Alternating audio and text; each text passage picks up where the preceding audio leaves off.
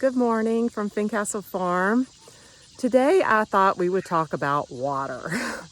So one of the things I did not anticipate when I started this journey was how complicated water would be. So, in the very beginning, I told you that someone helped us get this tank, which, it saves us. So we have this down on an old hay wagon in the field. So that's where I get my water from every day. But you think about the logistics of, we have to get water into that tank.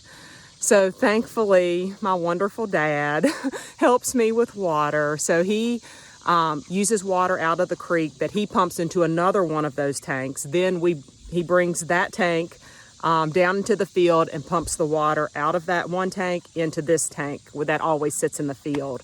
But this is it's a large process. And I was thinking, how much water are we currently using? So you can see behind me is a 5-gallon bucket. We have on some of our tractors, we have this automatic waterer. So I put water in the outside and it feeds down into a water in the tractor. So that's 5-gallon bucket. In the heat, I refill that twice a day. It's usually not empty, but I would say on these 6 tractors, we probably go through at least 30 gallons of water a day. That's if I don't spill one or if the chickens don't spill any water. So you think logistically out in the middle of a field, that's really hard. So that's been one of the things that we had to overcome. We have the system down now. Thank goodness for a pump that pumps out of the creek. And thank goodness for my dad who helps me so much to keep this under control. But I would like to have these waters. You can see they're down there drinking out of that water now. It fills itself up when it gets low.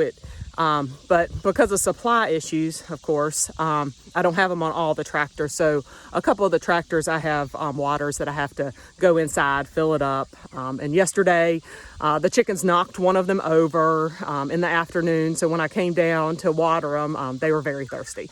So watering is an issue, and it's not an issue, but it is something that's really hard.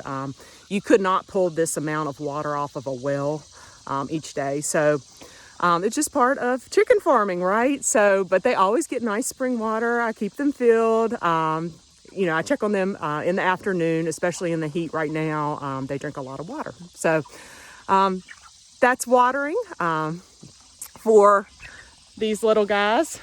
This tractor, look, we just have one chicken in it. Right now it's the little hospital tractor. He wasn't doing good, she. He was getting run over by the other chickens. We didn't know if he was going to make it, so we put him in here by himself.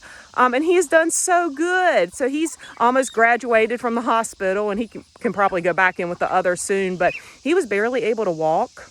And now, he's sitting down now.